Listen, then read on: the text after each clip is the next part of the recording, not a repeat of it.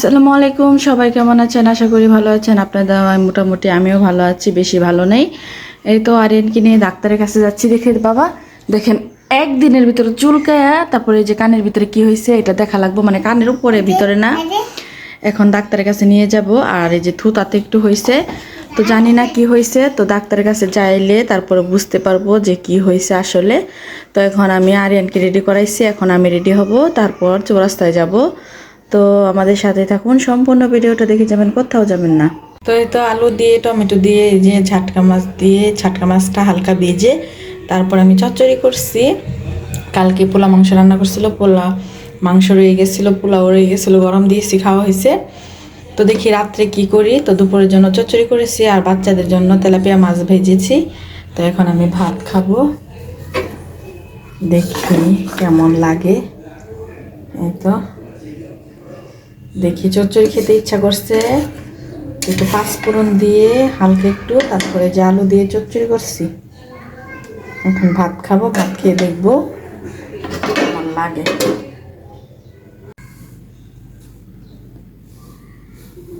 তো এই তো ঝাটকা মাছ, তো এইভাবে রান্না করলে আসলেই ভালো লাগে। গুঁড়া মাছ ছিল না ফ্রিজে, তো ভাবলাম যে এভাবে রান্না করে খাই। তো খেয়ে দেখি, বিসমিল্লাহ।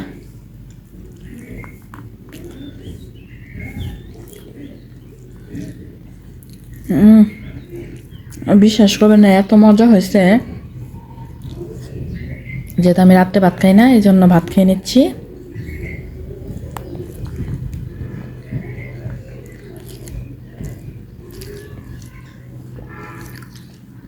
অনেক মজা হয়েছে।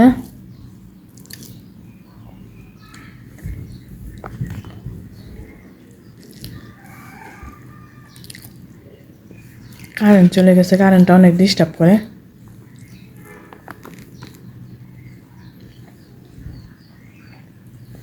আরিয়ান আসো।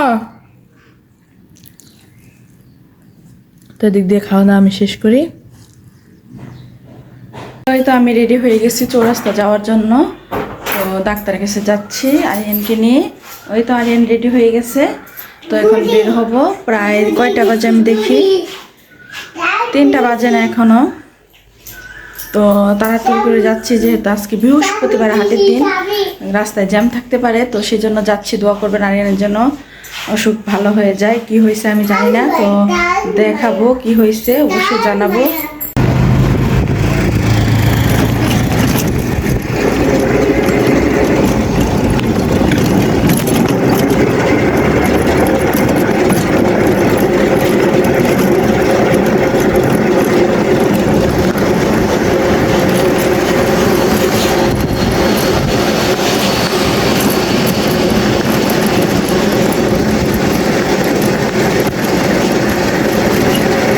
তো আমরা চৌরাস্তা থেকে বাসায় এসে পড়ছি। আরিয়ান উঠতেছে গাড়ি, বাসায় বাসায় বাসায় আসতে। আল্লাহ আল্লাহ আল্লাহ আল্লাহ আল্লাহ, গেট বয়, গেটে গেটে বয়।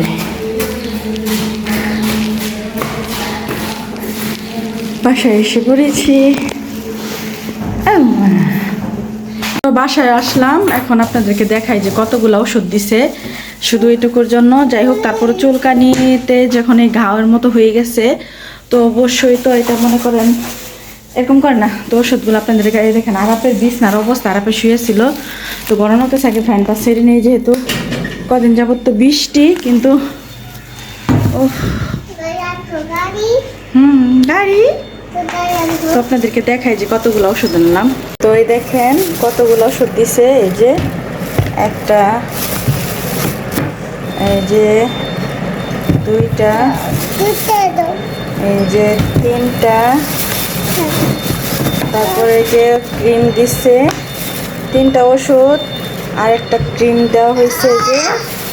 তো আর এই যে স্যাভলন দিয়ে পরিষ্কার করে দিতে বলছে, স্যাভলনও নিয়ে আসছি, যেহেতু বাসায় স্যাভলন ছিল না। এই যে তোলাও নিয়ে আসছি, যেহেতু বাচ্চাদের পরিষ্কার রাখাটাও না তো গুরুত্বপূর্ণ। তারপরেও স্যাভলন দিয়ে মুছে দিলে তারপরে ওষুধটা ব্যবহার করলে ভালো হয়।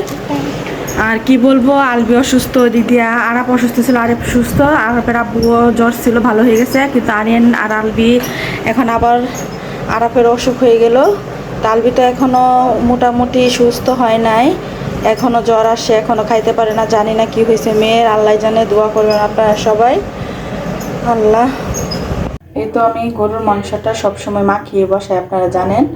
তো কালারটা জানি কেমন ফ্যাকাশে লাগতেছে, আমার মোবাইলে হয়তো কোনো প্রবলেম। তো যাই হোক, এখন এটাকে কষিয়ে তারপরে আলুগুলা তেলে ভেজে তারপরে দিব। এখন আমি আলুগুলা কেটে নিব।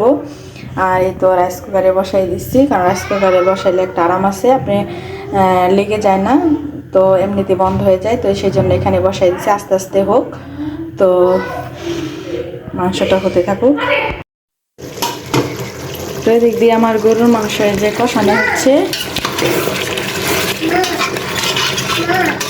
সবসময় আমি মাখায় বসাই, গরুর মাংসটা মাখায় বসালে ভালো লাগে। আর মুরগিটা আমি কষিয়ে বসাই। আর এদিক দিয়ে তো আমি আলু ভেজে রেখেছি। হ্যাঁ, জারিয়ান খেলা করতেছে, আমার ঘরের অবস্থা এলোমেলো। আর একটু চচ্চড়ি রান্না করছিলাম। তো এই যে আলুগুলো দিয়ে দিলাম, এখন একটু হালকা কষিয়ে নেব।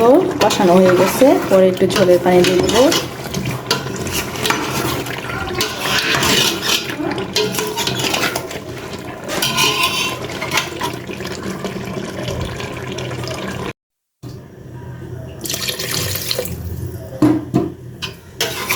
তো কষানোর পরে আমি ঝোলের পানি দিয়ে দিচ্ছি,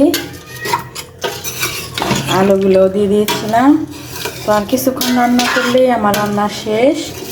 আর এই যে দিয়ে ভাত বসাই দিছি, মাত্র বসালাম ভাত।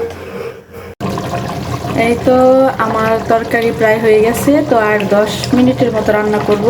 আর একটু জলটা শুকিয়ে নেই, 5 মিনিট বা 10 মিনিট, তারপর আমার রান্না হয়ে যাবে। এই যে দিক দিয়ে ভাতের বলক এসে গেছে, ভাতের মার গালাবো। আর এদিক দিয়ে যে নারিকেল কষে করলাম, নারিকেল কাটবো। আর আলবি নাকি চাল ভাজা দিয়ে ছাতু খাবে, তো কিছু খেতে পারে না। এখন আমি কি করবো, বাচ্চারা বায়না করলে তো আর কিছু করার নেই। দেখেন মেয়েদের কত কাজ। এই যে আমার গরুর মাংস রান্না করা হয়ে গেছে, আলু দিয়ে ঝোল রান্না করছি আজকে। আলবি খেতে চাইছে, তো সেই জন্য রান্না করলাম। কালকে আলবি খায় নাই, তো সেজন্য এই যে আজকে রান্না করলাম আলবির জন্য। তো এই তো আমি এদিক দিয়ে আবার এই যে নারিকেল করতেছি। আম্মু এই যে চচ্চড়ি বাড়তেছে, আমি বলছি অনেক টেস্ট হয়েছে, আম্মুকে নিয়ে খেতে বলছি। এত মজা লাগছে, কিন্তু দুঃখের বিষয় আমি রাত্রে ভাতে খেতে পারবো না। তো যাই হোক, আমার রান্নাই শেষ আজকের জন্য রান্না শেষ, ভাতটাতে রান্না করা শেষ। তো এই যে নারিকেল আর চিনি দিয়ে ছাতু বানাইছি, রিয়া আলবিকে দিয়ে আসছি। এখন আরাপ আর আমি খাবো। আর আরাপের আব্বু আসলে পরে একদম করে দিব, কেমন ফ্যাকাশে আস্তে আস্তে জানি না। তো আলবি আপেল খেতে চেয়েছিল, আলবির তো জ্বর, অসুস্থ জানেনি। তো এই যে আপেল নিয়ে আসছে ওর আব্বু। আর কী আনছে দেখি, আরিয়ানের ডাইপার, আর আরিয়ানের যে সেমাই খেতে চেয়েছিল, তো এই তো 2 প্যাকেট সেমাই আনছে। তারপরে এই যে বিম, তারপরে এই যে 3 প্যাকেট কয়েল, যেহেতু গরমের মধ্যে কয়েল লাগবে। আর চিনি আছে, সেজন্য এই যে কমায় নিয়ে আসছে। তো এই যে আপেল, তারপরে ডাইপার, তারপরে কয়েল, এই যে সেমাই, তারপরে বিম আর চিনি আনা হয়েছে। আরিয়ান তো সন্ধ্যার সময় ঘুমিয়ে গেছে, 11টা বাজে। এখন ঘুম ভাঙবে, মানে তার সকাল হবে। আর রাত্রে 2টা বা 3টা বা 4টায় ঘুমাইবে। আর আরাপের অবস্থা দেখেন।